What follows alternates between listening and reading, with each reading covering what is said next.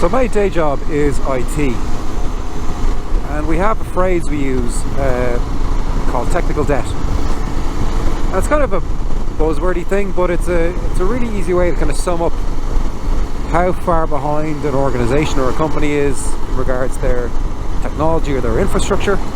That's great when you're going on, you're pitching for new businesses, etc., and you go in, you do a survey of their current setup, or you're just taking stock of your own situation and how much investment you need to make into your systems or your infrastructure.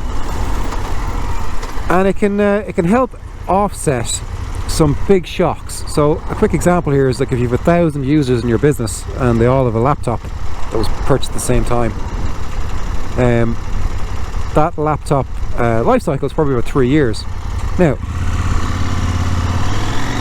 ideally you're swapping them out as that life cycle expires, but a lot of businesses won't swap out equipment unless there's an issue. A lot of businesses will just use stuff until it dies, basically. The problem there is if you push a fleet of laptops that have a life cycle of 3 years for 5, 6, 7 years, you suddenly start seeing a much higher failure rate and more issues for your end users.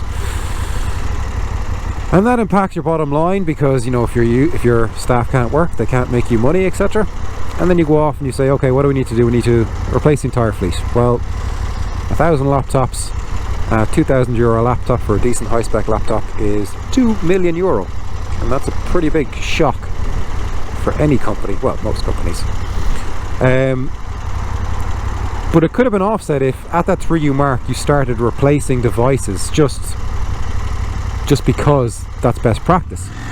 You don't need to replace every single one of them, but you need to start. You need to start a program of addressing problems before they come up. And I'm going to stop talking about this now because I'm rambling completely. And it's the only reason I wanted to explain that phrase was because of a phrase that I use called mental debt.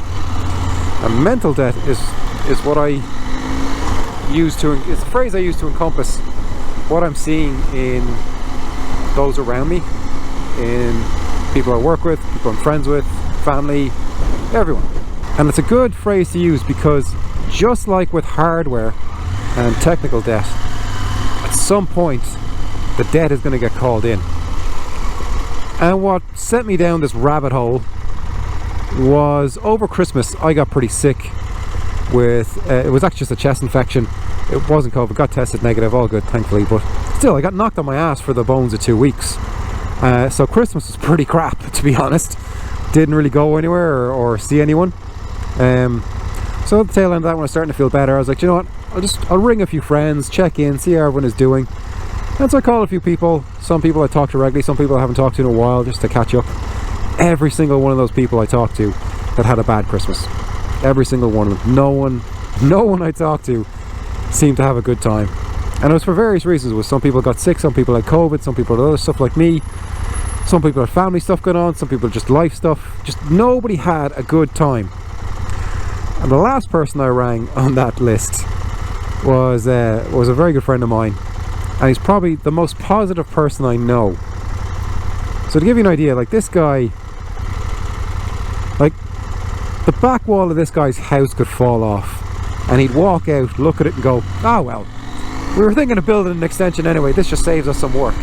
That's how positive his approach is to life, and it's infectious and it's great and I love him for it.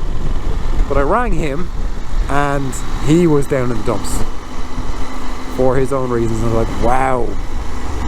We'll call him Dave just for anonymity effort. We're just gonna call him Dave. I think to myself, man, if Dave is struggling, like, we're all screwed. We are all so screwed. And what's happened over the last 2 years is obviously this massive pandemic, and yeah, just very difficult 2 years for everyone, really. More difficult for some people. And I just think, like, we've been so focused obviously on getting to the stage where we can try and get back to some kind of normality and lift restrictions, etc., which is where we are now as I'm shooting this, and it's good because we can go places and do things. I mean, it's still there, it hasn't gone away, the big C, but we were so focused on that fight that we haven't had time, or again, managerial buzzword alert, the bandwidth to look at the impact that it's having on people's mental health. And I know some people are doing stuff about this. One of the friends of mine I rang, his wife is a counsellor where they live. And I said, how's she getting on? He goes, mate, it's flat out every day. If she could do 100 hours of counselling a week, she'd still have people looking for her. Now, thankfully, she can't do 100 hours of counselling per week because there are safeguards in place to stop counsellors getting burnt out. But he said, yeah, like obviously she doesn't tell me anything about her sessions, but just that a lot of people are hurting, and I can see the weight it places on her as a person because she's empathetic to people's plights. It's hard not to let it get you sometimes. So I said, okay. So yeah, we're accruing this mental debt. At some point that debt is going to be called in, and I don't know what that's going to look like, and I'm glad it's not my problem to figure out, and I don't envy the people whose lap it lands in. But yeah, it's not going to be pretty. It's not going to be pretty. And suppose what I want to say and what I want people to take away from this video is, we can start addressing it now. We can start doing little things. We can do little things right now, to help take some of that weight off. And that can be as simple as a phone call, or making time and seeing friends and calling over and having a cup of tea and having a chat and being honest, like, and saying, how are things? And say to them, look, it's not good, I'm not having a good time. Be honest about things. Because talking helps. Giving out, in my case, helps an awful lot. I mean, like, I'm here talking to camera. I'm sure the courier just pulled up alongside me is wondering, oh, he must be on the phone or something. No, just talking to camera, and I'm going to put it on the internet for strangers all around the world to listen to and hopefully take away something from. Yeah, there's not much more. I want to say it. But yeah, that's the bones of the message, folks. Check in on people. Think back now, think over the last 2 years what you would have done or who you would have gone out with, etc. So, in my case, I know I'm really missing the spins with friends, and again, I have some life stuff going on, I have a young family, etc. So that has to take priority, and it'll come back around again. But there's people I would have only seen on those spins, so I kind of make it a point to check in every now and again, see how everyone is doing. And I'll be honest, I've struggled. It helps. It's good to talk. Don't know whose tagline that is, but it's definitely a tagline for something. So yeah, that's it. Pick up the phone, make a phone call, send a WhatsApp, reach out, check in your friends, make sure everyone's doing okay. And if they're not doing okay, that's okay too. You don't have to fix people's problems, by the way. You just have to listen. A problem shared is a problem halved. I don't know.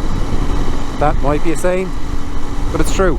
I don't ring people and vent asking them to fix my problems. I just like giving out about things, and I like sharing that frustration with people. And sometimes it's hilarious, and sometimes it's sad. And yeah, so don't come into this whole thing. If you go away from this video and think, oh yeah, I must do that, I must ring X, Y, and Z. Great. But don't go into those phone calls or those messages or even those meetups thinking I have to fix people's problems. You don't. There are professionals that can help with that kind of stuff if that's what's required.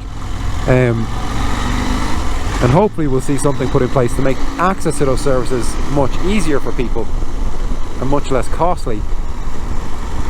But yeah, you can reach out. Even just asking how are you doing is helping.